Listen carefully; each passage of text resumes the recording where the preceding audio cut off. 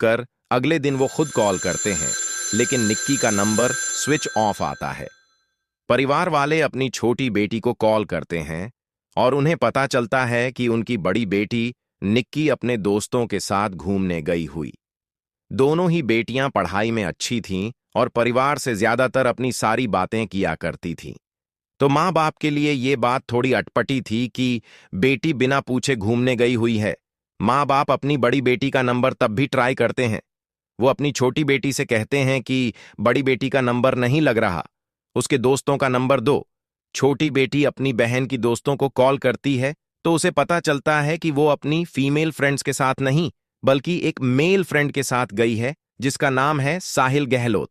अब छोटी बेटी अपनी बड़ी दीदी से बात करने के लिए साहिल को कॉल करती है। साहिल फोन उठाता है और उसे बताता है कि उसकी शादी है, वो अपने फंक्शंस में बिजी है, इसीलिए निक्की के साथ घूमने नहीं जा पाया और निक्की का घूमने का प्लान कैंसिल करने का मन नहीं था, तो वो अकेले ही चली गई। ये सुनने के बाद छोटी बेटी अपने माँ बाप को सारी बात बताती है। निक्की के पिता अपनी छोटी बेटी से साहिल का नंबर मांगते हैं और उससे खुद बात करते हैं। साहिल उन्हें बताता है कि अंकल मेरी शादी है, मैं उसमें बिजी हूं। हम लोगों का घूमने का प्लान जरूर था, लेकिन मैं अपने फंक्शंस में बिजी हूं, इसीलिए निक्की अकेले निकल गई और उसका फोन भी मेरे पास रह गया है। पिता को यह कहानी समझ नहीं आती। एक तो लड़की बिना पूछे घूमने गई, दूसरा वो अपना फोन भी एक लड़के के पास छोड़ गई।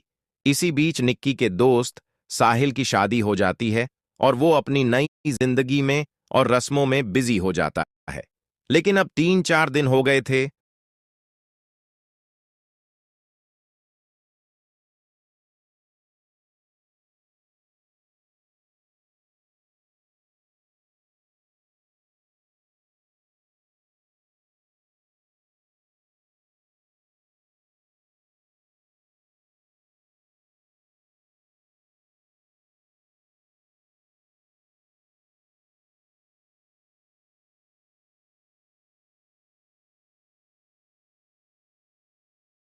लौटी थी तो निक्की के पिता अपने दिल्ली पुलिस में एक जानकर से मदद मांगते हैं और उन्हें बताते हैं कि उनकी बेटी 3 दिन से गायब है और निक्की का फोन ट्रेस करवाते हैं।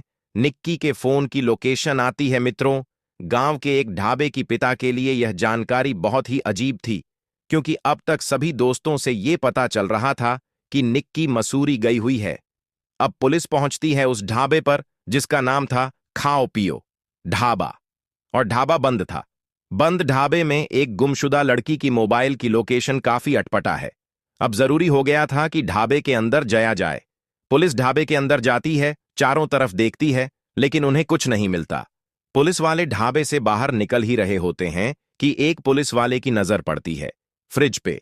फ्रिज दीवार की तरफ उल्टा रखा हुआ था, फ्रिज को चारों तरफ से रस्सियों से कसा गया था, और सबसे इंपॉर्टेंट बात, बंद ढाबे में फ्रिज चालू था। पुलिस वाले फ्रिज को खोलते हैं और खोलते ही उन्हें मिलती है निक्की की लाश। अब पुलिस ढाबे से तुरंत साहिल के घर जाती है, क्योंकि उस बंद ढाबे का मालिक साहिल था। साहिल अपने घर नहीं था, लेकिन पुलिस साहिल का पता लगा ही लेती है। ये दिन 14 फरवरी 2023 यानी कि वैलेंटाइन द पुलिस साहिल को अरेस्ट करती है और उसे थाने ले जाती है। थाने ले जाकर जब पुलिस साहिल की खातिरदारी करती है तो साहिल किसी तोते की तरह सारी कहानी उगलना शुरू करता है। साहिल ने पुलिस के सामने माना कि निक्की को उसी ने मारा है।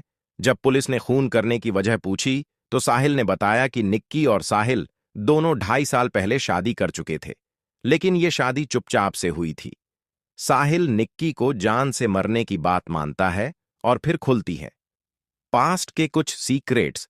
2018 में निक्की और साहिल दोनों ही अपने अलग अलग एग्जाम्स की तैयारी करने दिल्ली आए थे, जहां दोनों की मुलाकात बस में एक ही रोड से कोचिंग जाने में हुई थी। बार बार मिलने से दोनों में जान पहचान हुई, उसके बाद दोस्ती हुई और फिर बात प्यार में बदल गई। यहां तक कि स्टोरी तो आज के जमाने में समझ में आती है, लेकिन इसके बाद दोनों ने कुछ ऐसा किया जो शायद नहीं करना चाहिए था।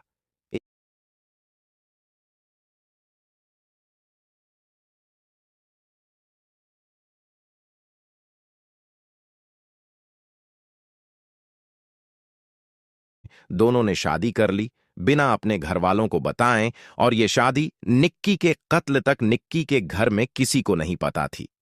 हमारी सोसाइटी में शादी एक सोशल फंक्शन किसी वजह से है और इसके हमें काफी फायदे होते हैं, लेकिन इसे सीक्रेट रखने का जो नुकसान होता है उसका एग्जाम्पल है ये अनफॉर्चुनेट केस। निक्की और साहिल दोनों ने शादी करने के बाद भी अपने घर वालों को यह बात टाइम पर नहीं बताई थी। इसके बाद निक्की ने अपनी पढ़ाई कंटिन्यू रखी और साहिल अपने घर वापस लौट गया। अब साहिल के घर वालों ने साहिल की शादी के लिए रिश्ते ढूंढने शुरू करें। किसी तरह से हिम्मत करके साहिल ने अपने घर वालों को बताया कि वो निक्की से शादी कर चुका है। जब साहिल के घर वालों को निक्की की कास्ट पता चली तो उन्होंने निक्की को एक्सेप्ट करने से माना कर दिया। अब एक तरफ साहिल निक्की को कुछ भी नहीं बता रहा था और दूसरी तरफ साहिल के घर वाले साहिल का रिश्ता तय कर चुके थे, क्योंकि साहिल के घर वालों को यह बात पता थी आपका तो लहंगा कलर बड़ा डीप है कि शादी हो चुकी है। अब दूसरी शादी जो भी होगी वो हिंदू मैरिज एक्ट 1954 के तहत इल्लीगल होगी। तो साहिल के घर वाले जानबूझ के रिश्ता एक ऐसी जगह फिक्स करते हैं जहां खानदान लंबा चौड़ा नहीं होता। उनके घर में सगे संबंधियों के नाम पे सिर्फ एक मां और बेटी थी। साहिल किसी स्पाइलेस इंसान की तरह शादी के लिए मान जाता है। 9 फरवरी का दिन आता है और साहिल उस दिन सगाई कर लेता है। इधर निक्की को कुछ भी नहीं पता था। अचानक सगाई वाले दिन ही साहिल की एक कजन व्हाट्सएप पर स्टेटस डालती है साहिल की सगाई का। जब वो ये व्हाट्सएप स्टेटस देखती है तो फोटोग्राफ्स निक्की को फॉरवर्ड करती है। निक्की फोटोग्राफ्स देखते ही आग बबूला हो जाती है। उसको साथ में ये भी पता चलता है आज तो सगाई थी लेकिन शादी कल ही है। निक्की देखते ही साहिल को कॉल पर कॉल करना शुरू कर देती है। सगाई का दिन घर में भीड़। साहिल किसी तरह निक्की को थोड़ी देर रुकने के लिए बोलता है और प्रॉमिस करता है कि वो सब कुछ फिक्स कर देगा। वेल जिसने अब तक सब बातें छुपा राखी थीं, वो क्या फिक्स करता। खैर वो रात को निक्की के दिल्ली वाले फ्लैट आता है जहां निक्की और उसकी बहन दोनों पढ़ाई के सिलसिले में रहती थीं। साहिल और निक्की दोनों 1:30 से 5:30 तक फ्लैट में ही रहते हैं। उसके बाद 5:30 निक्की अपने दोनों बैग्स लेकर साहिल के साथ निकलती है। निक्की का प्लान था साहिल को लेके कहीं भाग जाने का। उस वक्त भी निक्की को लग रहा था कि साहिल उसका साथ देना चाहता है, बस अपने घर वालों से डरा हुआ है। इसीलिए निक्की उसे कहीं दूर भाग जाने की सलाह देती है। सुबह के 5:30 पर निक्की अपने दोनों बैग्स पैक करती है और साहिल के साथ गोवा भाग जाने का प्लान बनाती है। ना जाने किस वजह से गोवा प्लान कैंसिल होकर हिमाचल का प्लान बनता है, जिसके बाद दोनों हिमाचल के लिए बस लेने के लिए बस स्टैंड साहिल की गाड़ी से ही जाते हैं। सबसे पहले दोनों निजामुद्दीन बस स्टैंड जाते हैं, फिर आनंद विहार जाते हैं। वहां से उन्हें पता चलता है कि इस टाइम सिर्फ कश्मीरी गेट से ही उन्हें बस मिल सकती है, तो दोनों कश्मीर गेट चले जाते हैं। बस स्टैंड के इतने चक्कर काटने के बाद सुबह होने लगती है और साहिल के घर से कॉल लगातार आने लगता है। इस बीच साहिल की कहानी माने तो वो पैनिक कर जाता है।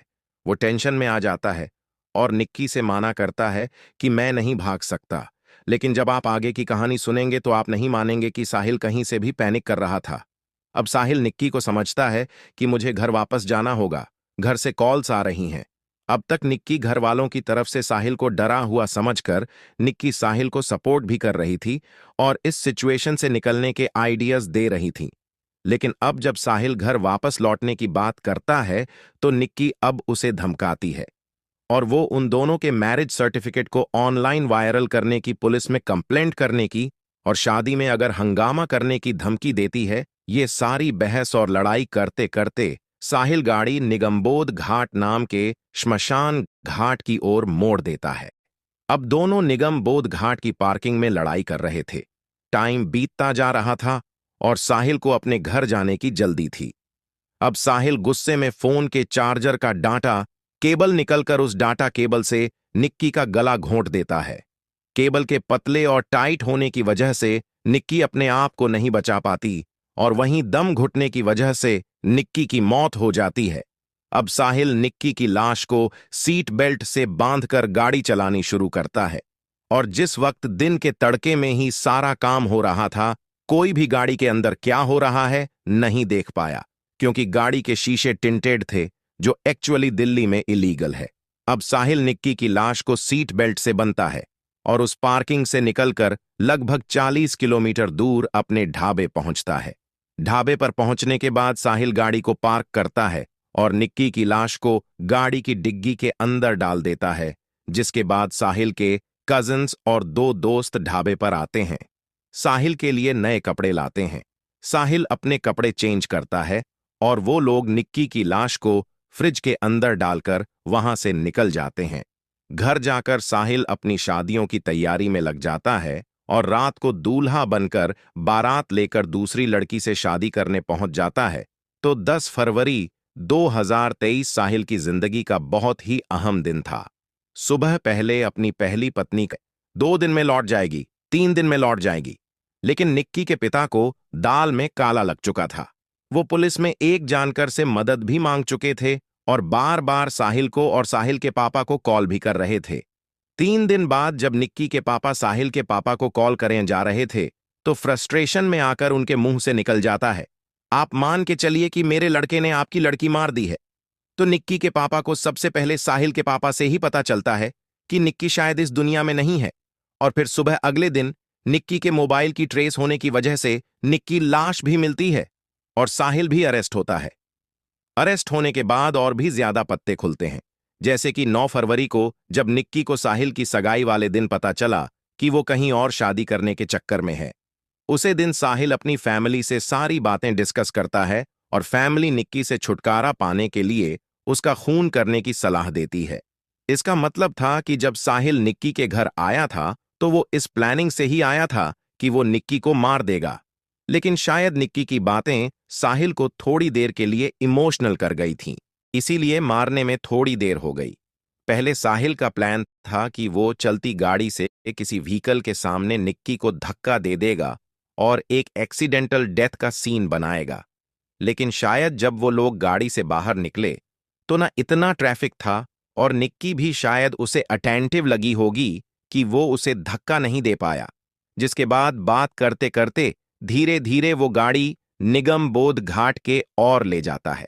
सोचने वाली बात यह है कि जिसका प्लान शहर से ही भागने का हो, जो 3 बस स्टैंड के चक्कर लगा चुका हो और शहर की शमशान घाट के पार्किंग में क्यों जाएगा। और इससे भी ज्यादा सोचने वाली बात यह है कि जिस वक्त गाड़ी शमशान घाट की पार्किंग की तरफ जा रही थी उस वक्त निक्की ने ऑब्जेक्ट क्यों नहीं, और अगर उसने किया तो क्या कहकर साहिल ने उसका दिमाग शांत किया कि हम गाड़ी में श्मशान घाट की पार्किंग में बैठकर अपनी लड़ाई सुलझाएंगे। आगे साहिल का प्लान था कि वो अपने हनीमून पर जाएगा, निक्की की लाश को एक बाग में भरकर और कहीं हेल्थ स्टेशन पर जाकर उसकी लाश खाई में फेंक देगा। लेकिन इससे पहले कि वो ये सब करता, पुलिस को लाश ढाबे पर ही मिल जाती है। वैसे इस कहानी के बहुत से पत्ते खुलने अभी भी बाकी हैं। इतने दुख के और घूमे हुए क्राइम के केसेस हमें यही सिखाकर जाते हैं कि कुछ चीज सोसाइटी में किसी वजह से हैं, जैसे शादी का सोशल होना, घर वालों के टच में रहना। अगर निक्की भी श्रद्धा की तरह आपने घर वालों के टच में नहीं होती तो आज साहिल हनीमून पर होता। और निक्की की लाश खाई में। अपना और अपनों को बहुत बहुत ख्याल रखें, सतर्क रहे और रोजाना रात के 7 बजे क्राइम की कहानी सुनने के लिए सब्सक्राइब करें हमारे इस चैनल को। और वीडियो पसंद आई हो तो वीडियो भी लाइक